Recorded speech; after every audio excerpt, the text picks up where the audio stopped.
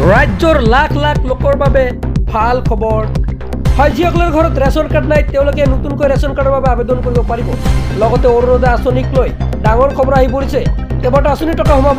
আজিৰ প্ৰথমটো খবৰ, নতুনকৈ 5 লাখৰো অধিক লোকে পাব ৰেচন কাৰ্ড। পূৰ্বে বাদ পৰি থকা হিতাধিকাৰীক ৰেচন কাৰ্ড দিব চৰকাৰে। বিধানসভাৰ মজিয়াত মন্ত্ৰী কৌশিক ৰায়ৰ এই ঘোষণা হয়। যিসকলৰ ঘৰত ৰেচন কাৰ্ড নাই নতুনকৈ ৰেচন কাৰ্ড লাভ কৰিব।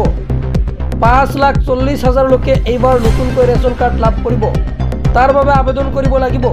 আবেদনৰ বাবে কি কি নথিপত্ৰৰ প্ৰয়োজন হ'ব সবিশেষ জনাই দিম। কেনেকৈ আবেদন কৰিব লাগিব, ক'ত জমা দিব লাগিব সবিশেষ জানিবলৈ এতিয়াই ভিডিঅ'টো তেনে লাইক কৰক আৰু যদি শ্বেয়াৰ কৰে শ্বেয়াৰ কৰি দিয়ক। যদি ইউটিউবত চাই আছে চেনেলটো ছাবস্ক্ৰাইব কৰি ৰাখি দিয়ক।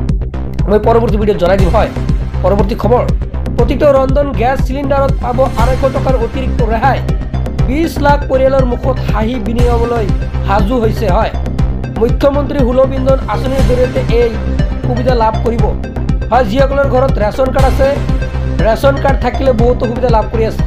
অৰুণোদয় আঁচনি 1250 টকা আৰু ইয়াৰ উপৰিও এতিয়া 250 টকাকৈ লাভ কৰিব। 1 জানুৱাৰীৰ পৰা এই টকা লাভ কৰিব হিতাধিকাৰীসকলে। হয়, পৰৱৰ্তী খবৰ, ৰাজ্যৰ লাখ লাখ অৰুণোদয় হিতাধিকাৰীৰ বাবে ভাল খবৰ। মুখ্যমন্ত্ৰীয়ে ঘোষণা কৰিলে বৃহৎ উপহাৰ। নতুন বছৰত অৰুণোদয় হিতাধিকাৰীসকলে লাভ কৰিব মুখ্যমন্ত্ৰীৰ এই উপহাৰ। 1250 টকাৰ উপৰিও লাভ কৰিব চৰকাৰৰ বিশেষ পেকেজ। কি থাকিব এই উপহাৰ টোপোলাত? টকা নে অন্য কিবা লাভ কৰিব পুৰস্কাৰ হিচাপে? ফেব্ৰুৱাৰী মাহতে লাভ কৰিব এই বিশেষ উপহাৰ। পৰৱৰ্তী খবৰ হয়, 10 ডিচেম্বৰ তাৰিখে পেঞ্চন আৰু অৰুণোদয়ৰ দিন। সেইদিনাই লাখ লাখ লোকৰ বেংক একাউণ্টত সোমাব কেইবাটাও আঁচনিৰ টকা। হয়, যদি আপুনি আঁচনিৰ বাবে আবেদন কৰিছে তেন্তে 10 ডিচেম্বৰ তাৰিখটো আপুনি মনত ৰাখক।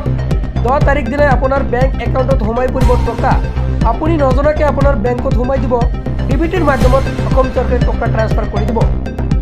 হয়, কেইবাটাও আঁচনিৰ টকা সোমাব। তাৰ মাজতে অৰুণোদয় আঁচনিৰ টকা, শ্বহীদ কিশোৰ কুমাৰ বৃদ্ধ পেঞ্চন আঁচনিৰ টকা, ইন্দিৰা সাৰ্বজনীন বিধৱা পেঞ্চন আঁচনিৰ টকা, দীনদয়াল দিব্যাংগ সাহায্য আঁচনিৰ টকা, এইসমূহৰ টকা কিন্তু সোমাই পৰিব 10 ডিচেম্বৰ তাৰিখে।